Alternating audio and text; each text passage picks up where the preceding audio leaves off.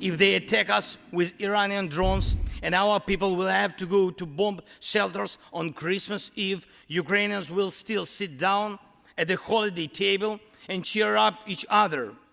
And we don't have to know everyone's wish, as we know that all of us, millions of Ukrainians, wish the same: victory.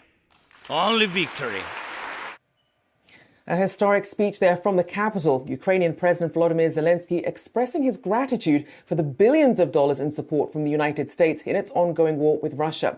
But with the House about to change hands, will a divided Congress mean support for the effort diminishes? And could this mean more unilateral action from President Biden in this area as well as others? Well, Yahoo Finance's Rick Newman joins us now to discuss this. So, Rick, of course, a lot unfolding here. And as we mentioned, some of this aid for Ukraine in this bill that's going through when it comes to funding. Yeah, that's really important. So it looks like that Congress will pass that bill this week. They have to if they want to go home for the Christmas holidays. And that would include $45 billion in aid for Ukraine. That is more money than Congress has pledged for Ukraine to date.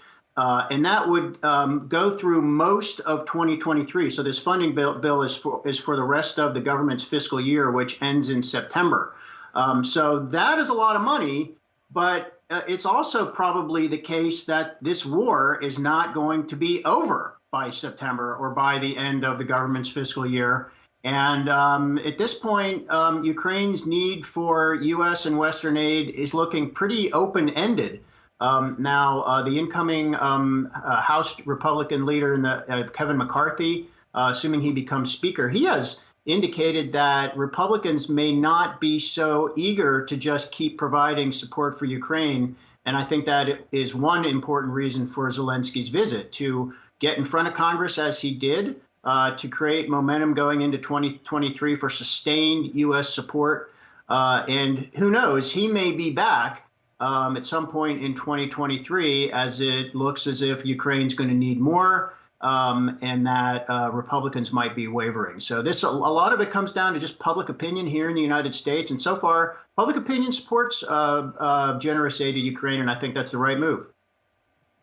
And Rick, of course, we know there'll be a less festive mood than you're showing here for the Democrats as we come to a divided Congress next year. Are there any things on the table that we can expect President Biden then to have to use executive orders on?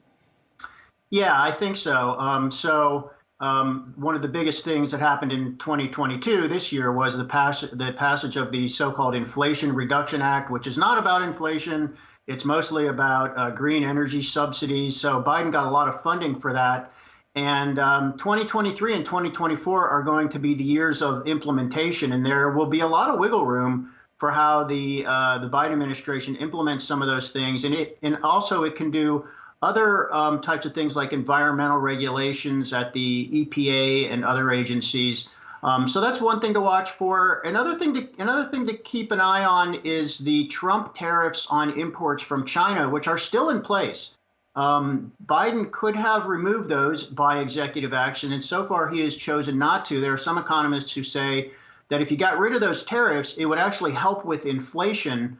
And it's possible, given that 2023 is not an election year, that Biden might do that because that's one of the things he wants to do going into 2024 is get inflation completely under control and be able to claim credit for it as we get around to the next presidential election cycle. So that's another thing to watch for. And I guess the last thing I'd say on this, Rochelle, is we also know that a lot of executive actions get challenged in court, including some of President Biden's. And Biden will be mindful of that, and he may not be so eager to take actions that won't stand up once they get to the courts. Some uphill battles then, potentially. A big thank you to our very festive Rick Newman there. Thank you so much.